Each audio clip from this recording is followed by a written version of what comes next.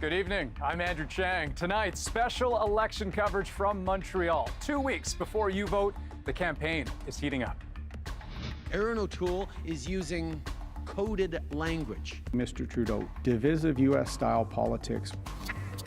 Plus, we'll look at why, once again, Quebec is such a key battleground. Everything has changed. It's really too close to call. Also tonight, questions and concerns on the eve of a more open Canadian border. Definitely, it's too early. At least let's get this fourth wave pass. And a back-to-school crisis for too many Canadian families. If we could get support to them for school supplies, that's one thing less off their plate. How a full backpack can make such a difference. This is The National. Well, it is good to be back. My old stomping grounds. You're looking at Place Jacques-Cartier in the heart of old Montreal. There is an energy here that I have missed sorely. And what better place to set the scene tonight in what is very much a battleground province.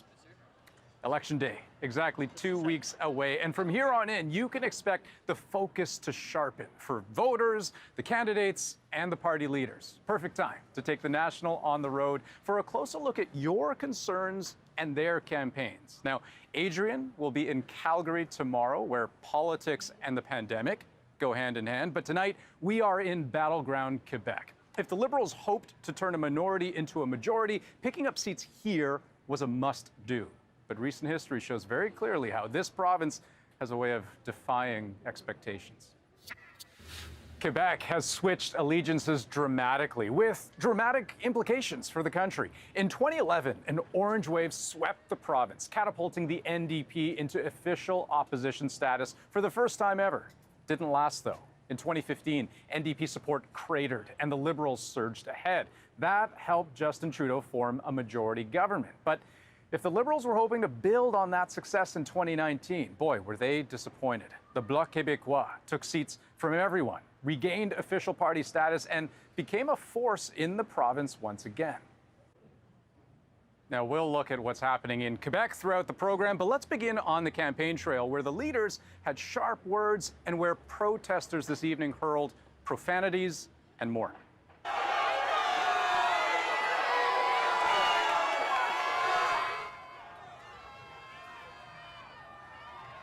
It happened as the Liberal leader was leaving a campaign event in London, Ontario. Some in the crowd threw what were reported to be rocks and gravel. Surrounded by tight security, Justin Trudeau was able to get on the bus and left. In a tweet tonight, Erin O'Toole condemned the actions of the protesters. But that wasn't the only indication of a campaign intensifying. The rhetoric of those two leaders ramped up today as well towards each other. David Cochran explains why. The Liberal campaign has been a beacon for protesters since the election's opening days. You couldn't even make us a drama teacher! Angry crowds chasing Justin Trudeau, and Trudeau trying to link them to Erin O'Toole. That on vaccines and on so many other things, Erin O'Toole is at least taking some of his cues from them. There are 2 weeks left in an election Trudeau called with the polls suggesting he could lose, and so a clear attempt to make the stretch run about the other guy. Erin O'Toole is using coded language, weasel words, to try to make his position on military-style assault weapons sound reasonable. It's been upsetting to see Mr. Trudeau each week of this campaign import divisive U.S.-style politics. But after the Liberal attack on gun policy, O'Toole pivoted, throwing out a platform promise to scrap a Liberal ban on assault-style weapons, hastily adding a footnote to the Conservative platform, promising all firearms that are currently banned will remain banned. That after one of his MPs, Rob Morrison, insisted on Facebook, Conservatives will repeal the gun ban, forcing O'Toole to publicly overrule his candidate. I'm the leader, and we will have an approach focused on public safety, focused on maintaining restrictions in place. O'Toole says the gun debate should focus on crime. Trudeau says this is about character. And what we're increasingly seeing from Erin O'Toole is that he doesn't meet that bar. Trudeau's closing argument in this campaign will seek to disqualify Erin O'Toole in the minds of voters. He's got 2 weeks and 2 debates to move the polls and try to save his job. David Cochran, CBC News, Ottawa. Now, those leaders and Jagmeet Singh were in vote-rich Ontario today, and this being Labor Day, they were promising more benefits for Canadian workers and support for the businesses that employ them. Evan Dyer takes us through it. Nothing says labor like Hamilton, Steel Town. This is a worker city. And it's where Jagmeet Singh pitched his idea for paid federal sick leave. We want to make sure that no one ever again in our country goes to work sick. In federal workplaces, the NDP says it supports a $20 an hour minimum wage and 10 new paid sick days. It says it's asked the Trudeau government for that 22 times since the pandemic began. Happy Labor Day. Steel was also Justin Trudeau's Labor Day metaphor, a mill in Welland, Ontario. We'll extend the Canada Recovery Hiring Program, which makes it easier not just to hire people, but to boost wages to address the labor shortage some sectors are facing. What are you guys doing? Trudeau says a Liberal government will also grant 10 days paid sick leave to federally regulated workers. Canadian workers and their families are struggling. And the Conservatives are making promises to workers too, including doubling the Canada Workers Benefit and paying it out 4 times a year instead of once. Making these changes will help 3.5 million families pay the bills and put food on the table. For someone earning between $12,000 and $28,000 a year, this will represent a $1 per hour raise. Both workers and employers worry that the pandemic might have changed the workplace. More than ever, those employers are coming back, pushing to cut back a lot of rights that those workers had. We're wanting to make sure that there aren't any major unintended consequences of some of the policies that the parties are putting on offer to try to court the working Canadian vote. Their biggest conflicts may lie ahead, with the possibility of laws allowing employers to mandate vaccination as a condition of work. Evan Dyer, CBC News, Chelsea, Quebec. Now, we have much more special election coverage ahead from Quebec, including a tight race in the community of Trois-Rivières. When the campaign started, I could have bet on the Liberal, but now it's been only 2 weeks and everything has changed. It's really too close. I spent some time there this weekend, and I'll show you how voters there could deliver quite a surprise on election night. Now to COVID-19 and that 4th wave of infections we have been tracking. Lots of things change in our lives after Labor Day, right? And the pandemic is going to touch them all. The upward trend has been evident for weeks now. Right across Canada, there are more than 35,000 active cases now. Last week, the case count rose by 24%. And people are still dying from COVID-19. 116 people in the past week. That's up 15%. Hospitalizations are up 22%, and it is the same story in the ICU. More beds being filled. Now that's the backdrop for a major change coming just hours from now.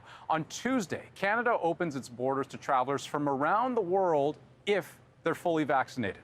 That 14-day quarantine no longer required, but visitors will have to show proof of vaccination as well as a negative COVID test result within 3 days before arrival. And they'll have to submit their travel info either online or using the Arrive Can app. So some precautions still in place, but also the risk of more contacts, more people. Renee Filipponi sets us up for what is coming. It's been rough times for tourism during the pandemic. In better times, half of the customers who ride this boat would be tourists, and the manager is ready to welcome back international visitors. That's great for us. Like, I'm super happy to see them come back, you know, as long as they're double vaxxed and playing it safe. Back in early August, double vaccinated travelers from the U.S. were given the green light to come to Canada for non-essential purposes. And officials say the testing and surveillance program is working. We have a lot of safeguards prior to them arriving, and they may still be selected for some mandatory random testing on arrival because we do have this surveillance program.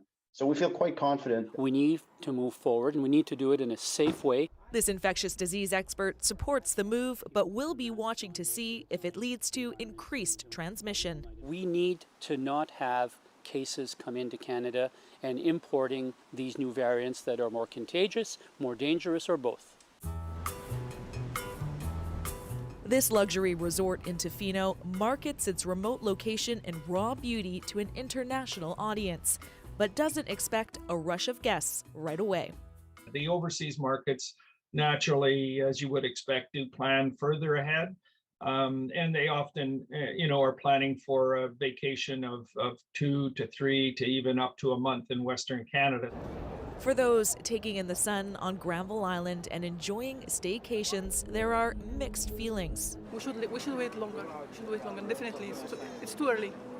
At least let's get this, the fourth wave pass. I guess if you're double vaxxed and you wear your mask inside all the time, I feel okay about it.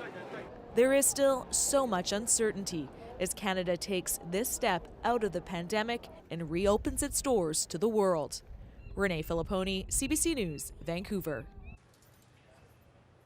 Now, as the government pledges to make full vaccination a condition for travel within Canada, it could come with a real cost for people who live in the north. Commercial flights there can often be more of a lifeline than a luxury. Juanita Taylor shows us some of the challenges. Traffic 26-7 for Weckley. Air travel is a lifeline across the territories. It's the only way in and out of many northern communities. Travel is not a privilege in the north, it's a necessity. Residents of remote areas in the Yukon, Nunavut, and the Northwest Territories must travel by plane for many reasons, like medical appointments, athletic tournaments, even school. They also rely on plane travel for many basic necessities. Imagine your groceries, your medication, your birthday cakes, your everything needs to go on aircraft most of the year. Air travel is needed too for women escaping abusive relationships. When victims are fleeing, usually they need to get somewhere quicker where they can be safe. This advocate with the YWCA is wondering how she's going to help women in remote communities get to shelters if they're not vaccinated.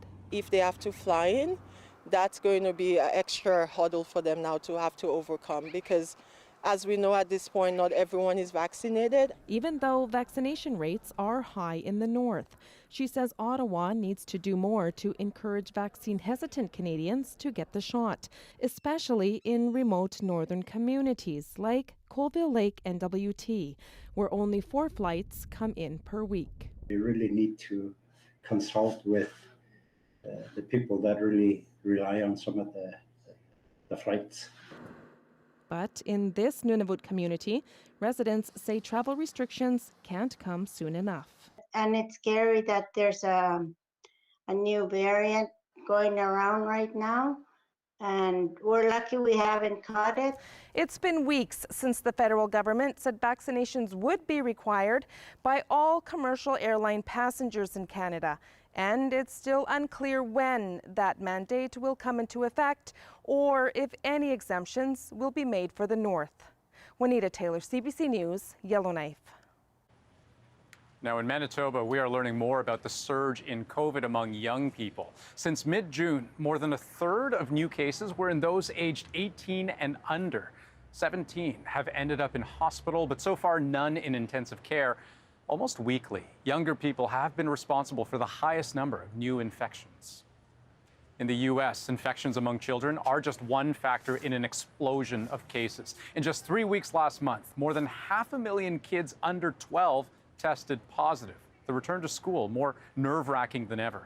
Carolyn Dunn shows us a country under terrible strain. It was supposed to be a summer of vaccination and relaxation in the United States. Instead, as the season winds down, a reckoning, a COVID surge that's filling intensive care units to the brim. 1,500 people a day are dying, almost all of them unvaccinated. We've lost 24 additional people since Friday. I'll ask for your prayers again, but I'll ask more than anything for you to get yourself vaccinated to stop this. 4 million Americans were infected last month alone. 1 out of every 5 was a child. There's no definitive data about whether the Delta variant is making kids sicker than previous strains, but hospitalizations of children and teens increased 5-fold over a 6-week period.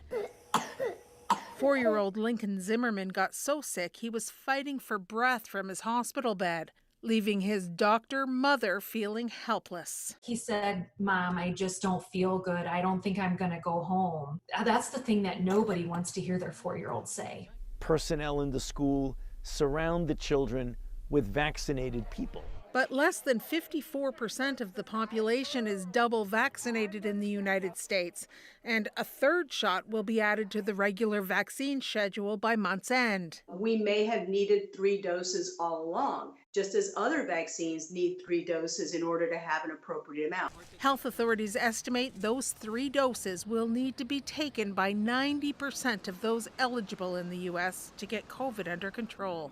Carolyn Dunn, CBC News, Washington.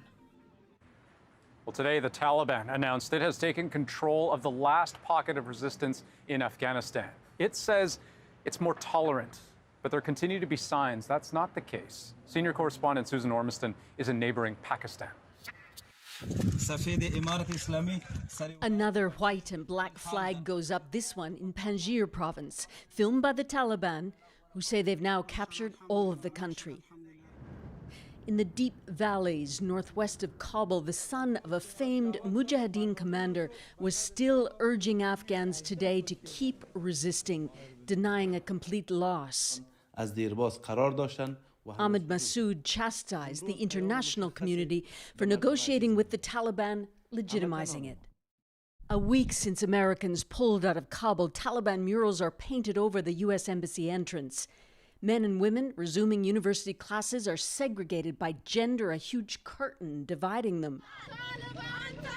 Several women's protests over the last few days demanding a role in government and civil society were ultimately broken up.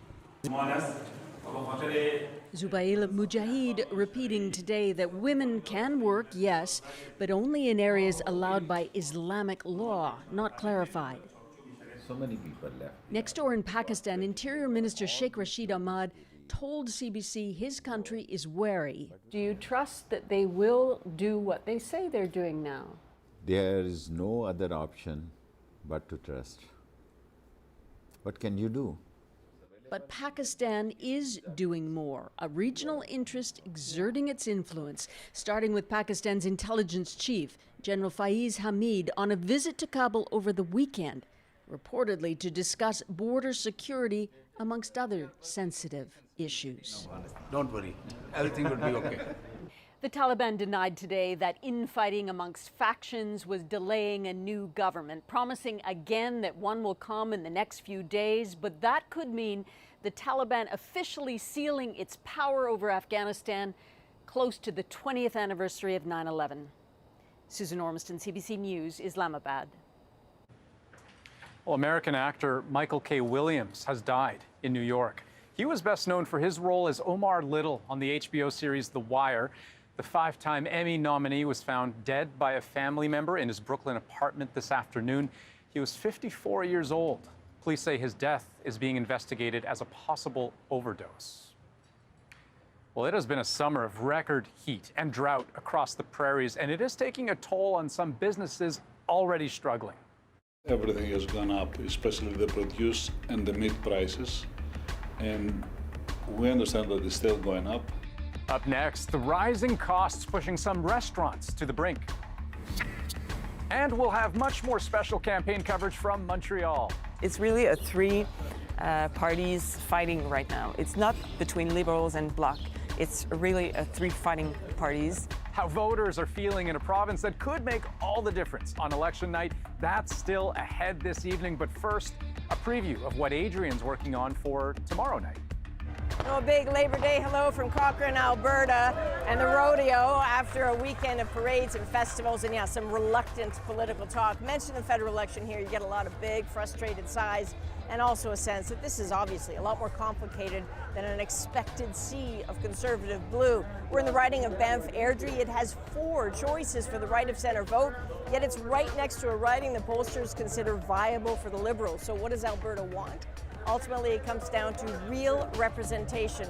There's a lot to talk about. We're here to listen, and we'll see you tomorrow night.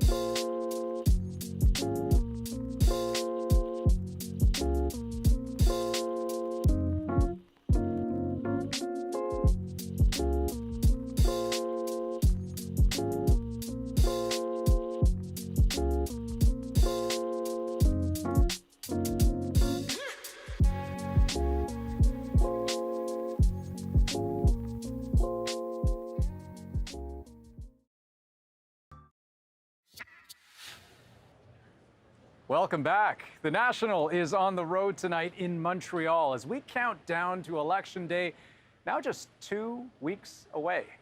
Tonight, we are looking at why Quebec is once again such a crucial battleground in this campaign. We'll have that in a few minutes. First, though, some of the other stories that we're watching for you. The search for a suspect in a deadly shooting in Saskatchewan is over. Police arrested 33-year-old Sean Moustus in Melfort tonight. 2 people were killed and another injured in a shooting last night on the James Smith Cree Nation. Police say they are not looking for any additional suspects at this time.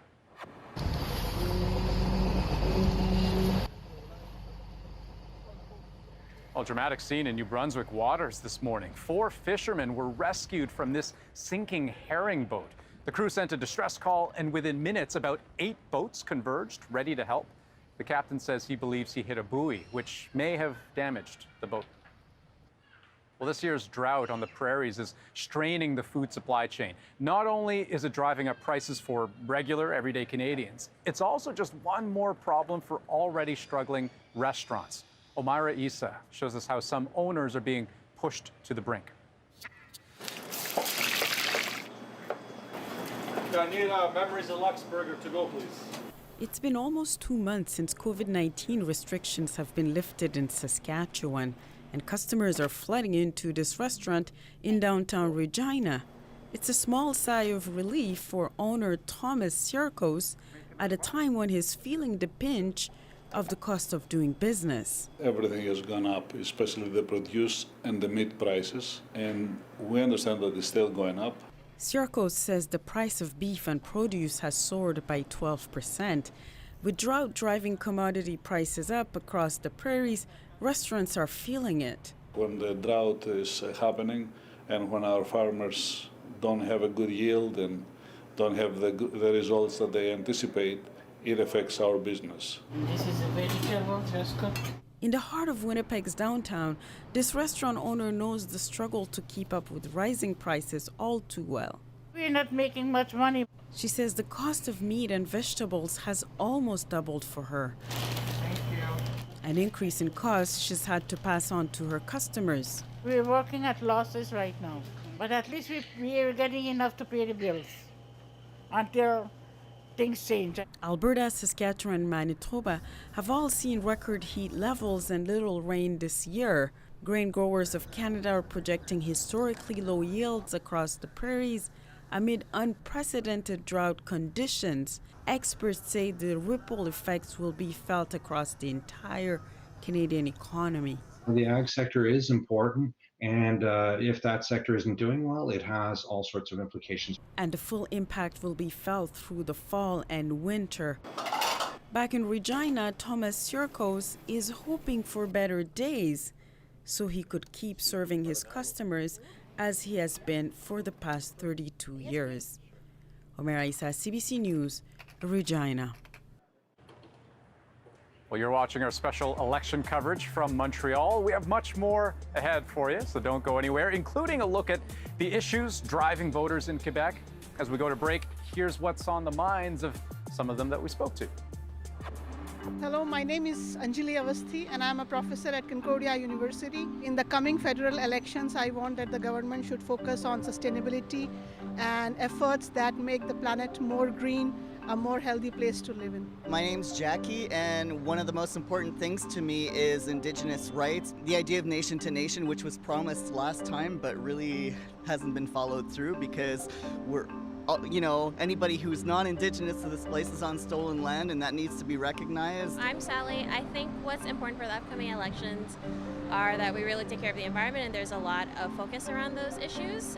Just because our environment is dying, there's a lot of extreme weather, so we really need to take care of it. Thank you.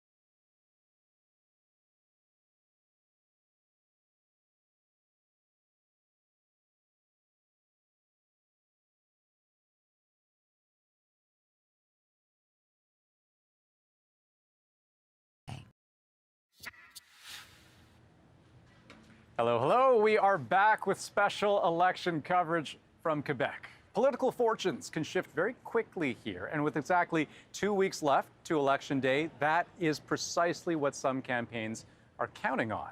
Much of Montreal considered a liberal stronghold, but you don't have to go all that far outside the city before the map gets a lot more open. The riding of Trois-Rivières, just between Montreal and Quebec City, it is a place struggling with a very specific problem. Too many people out of work, but not in the way that you might think. Now, I paid a visit to the riding yesterday and found a place full of hope, hardship, and history. that might just tell us something about how election night 2021 might unfold. No shortage of people here. Saturday night in Trois-Rivières, a place where people like their baseball and their beer. It's Team Quebec against the New Jersey Jackals, two teams on the field. But in the federal riding that translates as Three Rivers, it is very much a three-way race. And the thing that concerns so many people here? We have so many jobs to fill right now. There's people like in the hotels, everywhere. They're crying for people, but they're staying at home and just taking the money because they're still getting it. They're getting more money staying at home than they would be working. I don't know. Maybe it's time to change.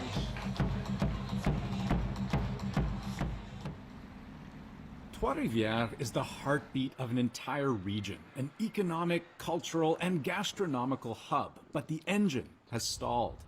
Here's what I mean. The iconic Rue des Forges, the city's busiest street. Normally, over the course of a holiday Monday, it would do really, really good business, and it will, but it really depends on where you go. Look at this sign here, Cuisinier demandé. They're looking for a cook. This restaurant here won't even open today. And for a place like this, that's not just unusual, it's unheard of. Pour le restaurant, c'est du jamais vu. On affiche des postes. Présentement, on a 7 postes vacants qui sont en affichage, puis on reçoit pratiquement pas de CV. Le Grec is an institution, been here on the riding's edge for 3 generations. But the co-owner, Ioana Yiannopoulos, tells us the restaurant just doesn't have enough staff to stay open 7 days a week. It can manage 5 right now, but figures even that will soon drop down to 4. Same story at Le Brasier 1908, named for a devastating fire that completely leveled Trois-Rivières' downtown core a century ago. There was time I say, how could we go over, you know? No revenue, and I have to pay the rent, I have to keep a contact with the employees. Economy is one block affecting another block, affecting another block. The farm that bring me the chicken have less chicken to, and the farmer we have less money to buy, and all the economy will be slowed down. And that's why we have to think a new way to take this challenge together. It is why every major political contender in this riding spends a lot of time talking about the economy. The Bloc candidate believes financial supports like the CERB are to blame. The program should be suspended, but we would keep a few areas open as cultural industries and basically the event industry. They still have big problems, but the rest of the people, I mean, most of them, I think don't want to work. The Bloc won this riding in 2019, but consider the Conservative candidate. Yves Lévesque was mayor of Trois-Rivières for 17 years. And for those worried about their pocketbooks, there is comfort in that. Yves Lévesque is a hard worker, and he know a lot of people to create a good economy and environment. So I think Yves Lévesque is the best people to do this job. Merci beaucoup. Then there's the Liberal candidate, also a household name. Martin Francoeur was a journalist who worked for the local daily, Le Nouvelliste, for nearly 3 decades. His face, his words, his ideas go a long way.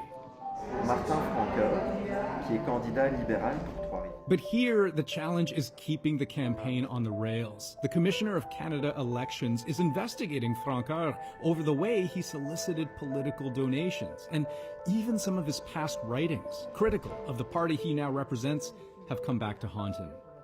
When the campaign started, I could have bet on the Liberal, but now it's been only 2 weeks and everything has changed.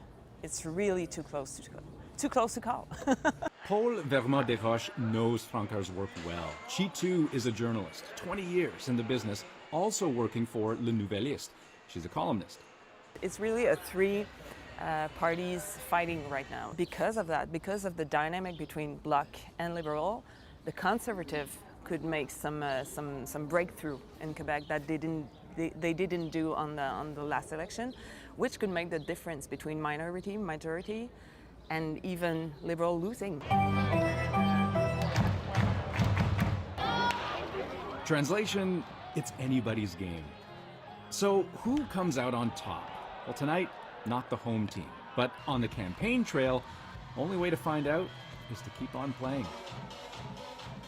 So listen, keep Trois-Rivières in mind on election night because the experts do see it as a kind of trend bellwether. In 2011, it voted NDP along with that orange wave. We all remember that. In 2019, it voted Bloc along with that Bloc surge.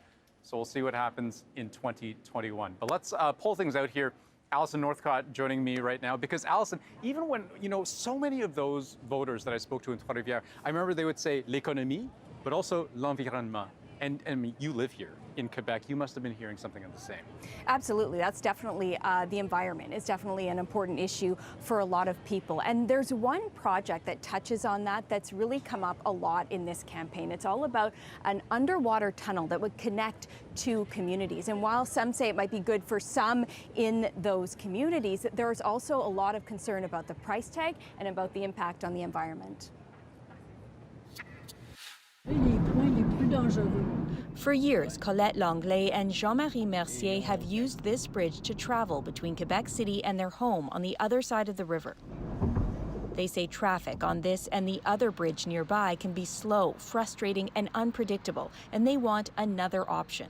Économie de temps, d'essence. He says it would save people time and gas and reduce pollution and the risk of an accident.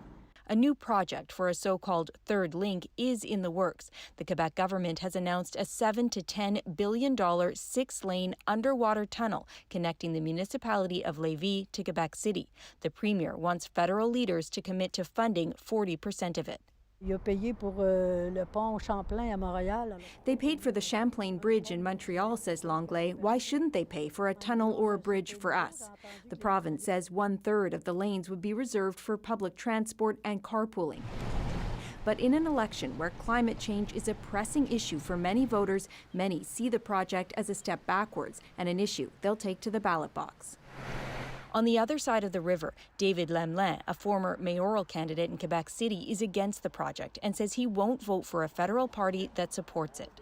You say that you care about the public money, you say that you care about the environment, you say that you care about the quality of life in the cities. Well, the third link is not doing that.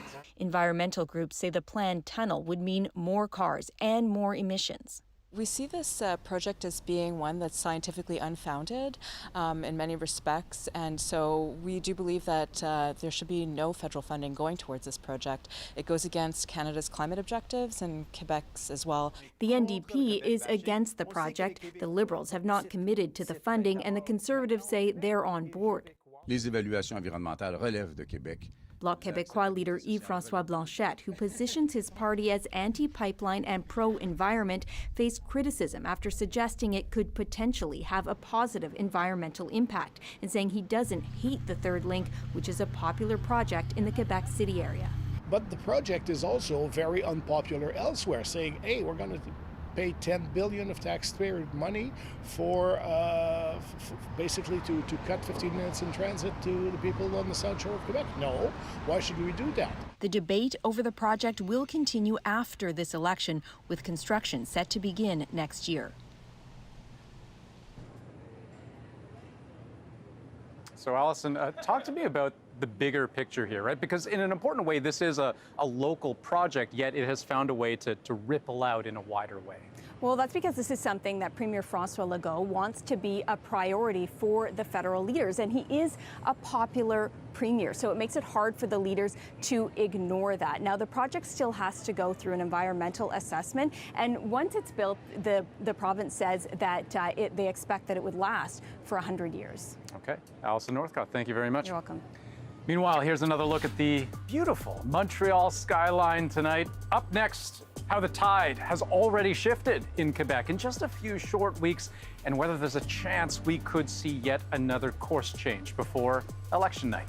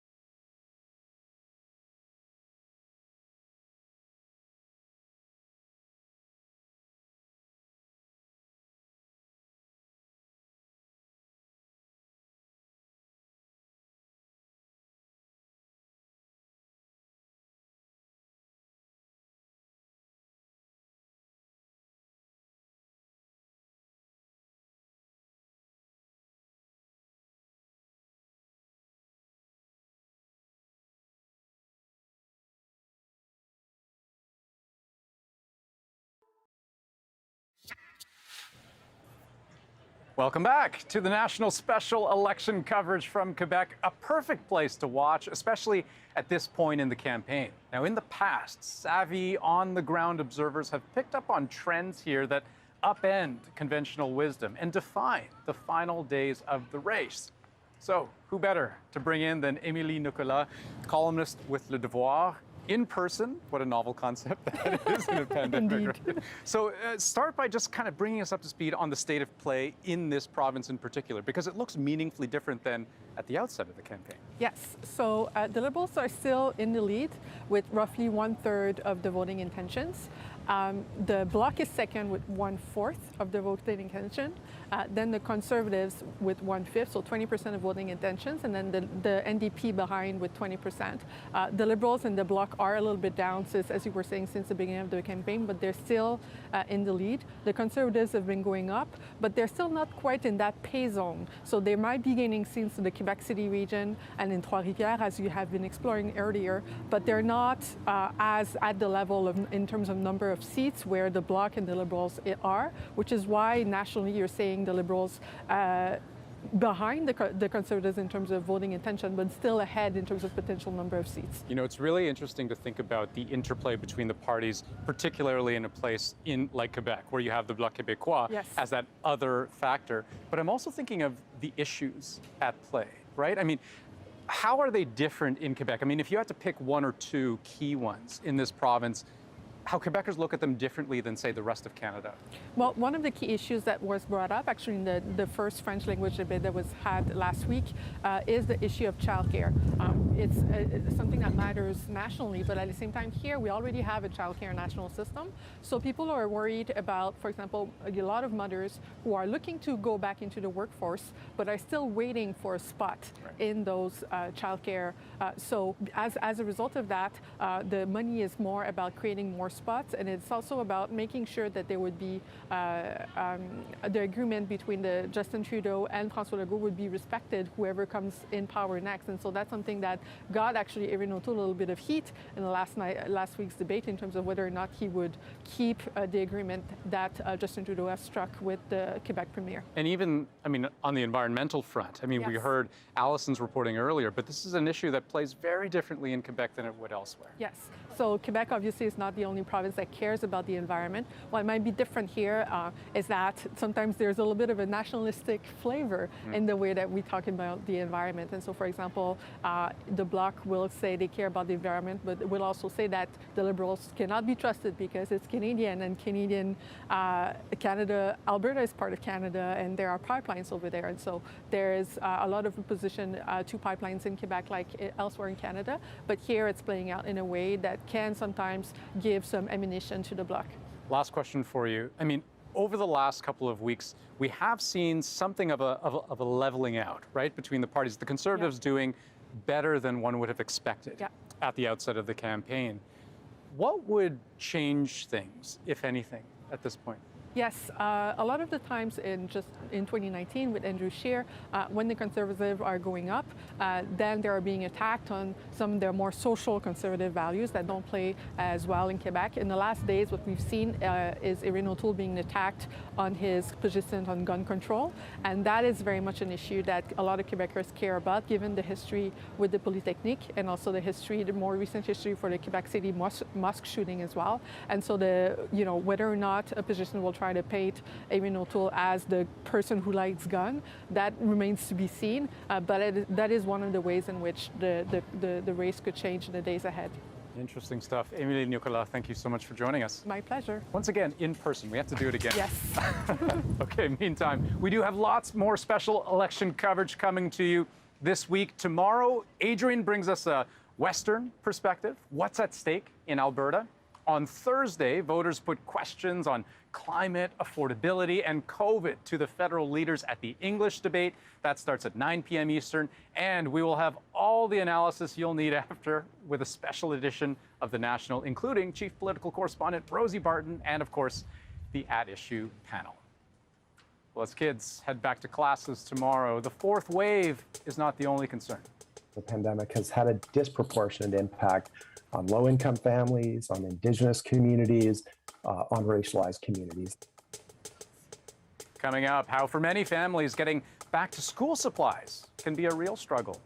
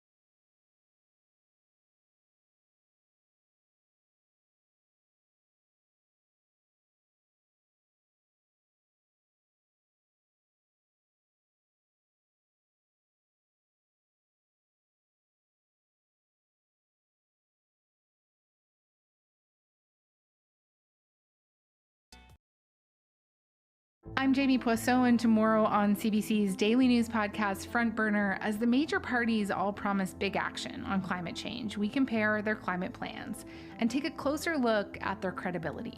Subscribe wherever you get your podcasts.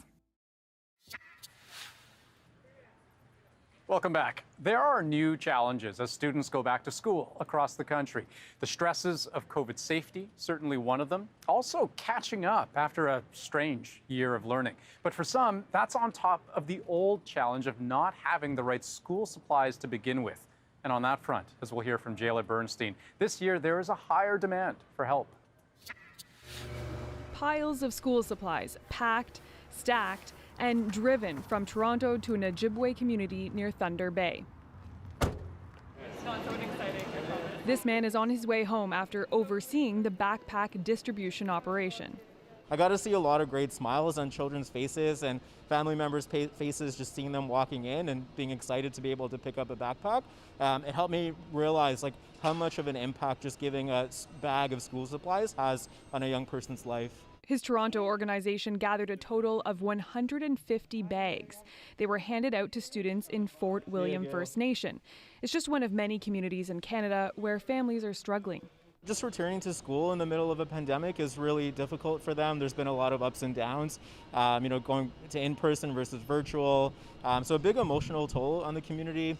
There's also a loss of income for sure. It's been a tough year for the community between the pandemic and ongoing trauma caused by residential schools. If we could get support to them for school supplies and they don't have to worry about that, that's one thing less off their plate. Similar needs are springing up in Halifax too, where this Salvation Army is answering calls for donations. Many who kind of share the story of, I've always helped the Salvation Army, I've donated, never thought I would be the recipient of that support, but the realities of COVID, job loss, job impact, we've seen a good 10-15% of brand new clients. It's not just back to school supplies. Advocates say they're seeing parents in Canada struggle with a whole host of new pressures. The impact of the pandemic has had a disproportionate impact on low-income families, on Indigenous communities, on racialized communities. And I think that's a really important message. Programs like these hope to offer some relief and make back to school a little less stressful for everyone. Jayla Bernstein, CBC News, Toronto. Now, a whole lot of kids are going back to school tomorrow, the day after Labor Day. Coming up, we're going to show you a very colorful welcome that certainly takes outdoor art to a different level. That's next.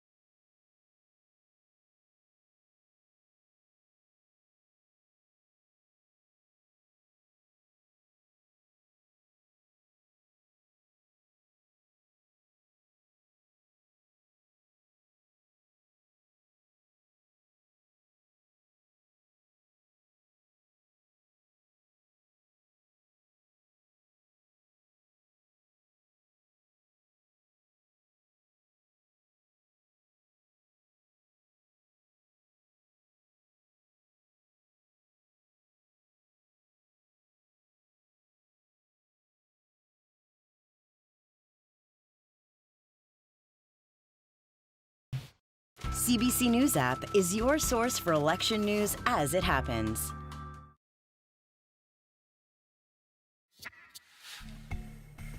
While some Canadian kids are back in school already, for others, the end of the Labor Day weekend signals that big change. Either way, one Maritimer has an idea how to engage students the old school way. An airbrush artist from Miramichi, New Brunswick, wants to make the outdoors fun again. His secret to make the playground pop is our moment. I'm a sprinkler fitter by trade, yeah, but I also paint. All right.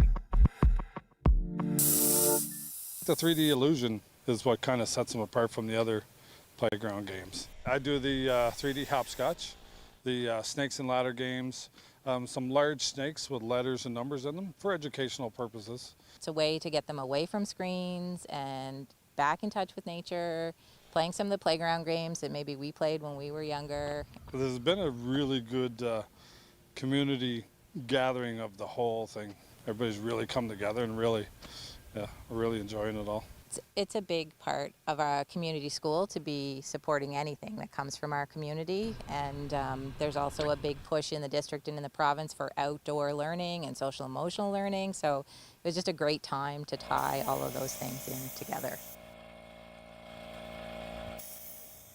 I'll tell you why I love this. At my kids' school, they've painted, just a small section of fence, really vibrant rainbow colors. No words or anything around it, just the colors. And my kids can't get enough of it. They love it. They want to be around it. They want to pass by it. They really enjoy themselves. So that, the kids are going to go bonkers over. That's pretty awesome. From Montreal, that is the National for this September 6th. Bonne nuit. Good night.